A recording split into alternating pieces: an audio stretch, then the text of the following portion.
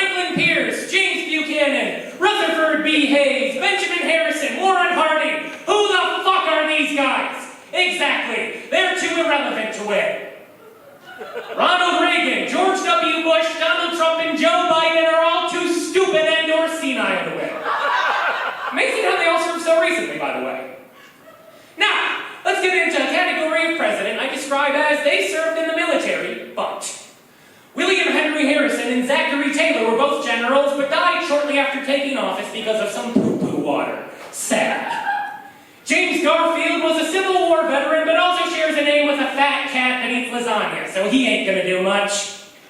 John F. Kennedy was a pretty badass World War II hero, but just like in real life, on November 22nd, 1963, he's gonna get smoked by George H.W. Bush. If you know, you know. Richard Nixon was a military veteran, but he's also Richard Nixon. Everybody's gonna gang the fuck up on him. Gerald Ford was a military veteran, but also a football player, so he'll be very disoriented by his CTE. Jimmy Carter was a Navy veteran, who once had radioactive urine for several months, but also once infamously lost a skirmish against a bunny rabbit. Pathetic! Alright, now let's talk about miscellaneous losers. John Tyler had 15 children, and has a grandchild that's still alive today, but powerful sperm does not equal powerful man. Andrew Johnson was a drunk redneck bastard who'd probably do well in a bar fight and not a whole lot else. Grover Cleveland was not terribly athletic and he'll most likely get killed by 2 non-consecutive rounds of gunfire. Somebody got that joke? Thank you very much. Alright. William McKinley in real life died by assassination to give rise to the Teddy Roosevelt administration. This time Teddy will be the one to assassinate him. William Howard Taft will probably go run and hide and then get stuck in his hiding spot, like it's the bathtub. Franklin D. Roosevelt's not going to do a whole lot because of the whole, polio thing. That should speak for itself. Harry Truman dropped nukes on Japan in real life, but this time he's going to get dropped on his ass because he's a big dork. Lyndon B. Johnson was our second tallest president. He'll bully some of the weaker ones into submission, but ultimately lose a fair fight against our tallest president, Abraham Lincoln. And of course, Bill Clinton will get brutally murdered after making inappropriate comments about other presidents' wives. Alright folks, we're down to 10 presidents. George Washington, James Monroe, Andrew Jackson, Abraham Lincoln, Ulysses S. Grant, Chester Arthur, Theodore Roosevelt, Calvin Coolidge, Dwight Eisenhower, and George Bush Sr. Before we get to our final 2 and crown a champion, we need to discuss some more losers, but first a word from our sponsor.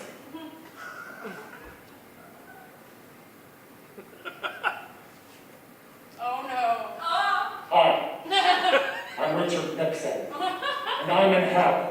Again. I really thought after the first time they wouldn't have me to kick around anymore for good this time, but no. They found a way to bring Dick Nixon back from the dead. They can do this battle royale bullshit just for me to get my ass royally beat by 15 presidents all at once. What's up with that shit? Anyway, now I'm back in the lake of fire. When you return under these circumstances, you really need to refuel, re-energize, and quench your thirst. And at times like this, I find that there's no better aid than Gatorade. My name is Richard Nixon. I approve this message, and I'm not a cook.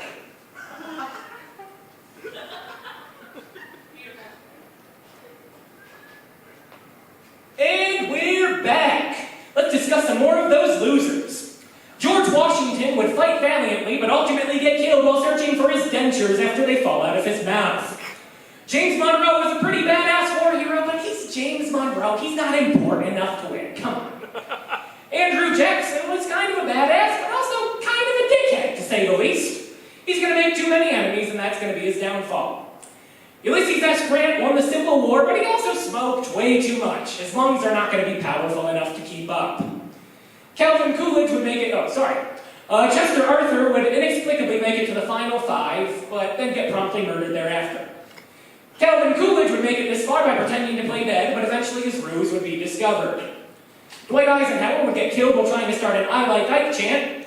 And George Herbert Walker Bush would go a very long way on account of all that CIA black magic, but he's a one-termer. I'm not going to make a one-termer the champion of this shit. Are you fucking kidding me? This is my set. These are my rules. Now we have our final 2. Abraham Lincoln, Theodore Roosevelt. Tough call, folks. This is Clash of Titans. Cream of the crop. but I'm giving the nod to Teddy. Dude once survived getting shot in the chest, and remarked immediately after, it'll take a lot more than that to kill a bull moose. Anyway, my name is Mark Meyer. I'm coming to you live from Madison Square Garden. This has been Battle Royale President's Edition. Join us next week for Battle Royale Vice President's Edition. We're going to have to resurrect a third of these guys just for that. And a whole bunch of other assholes no one cares about. Hope you'll tune in.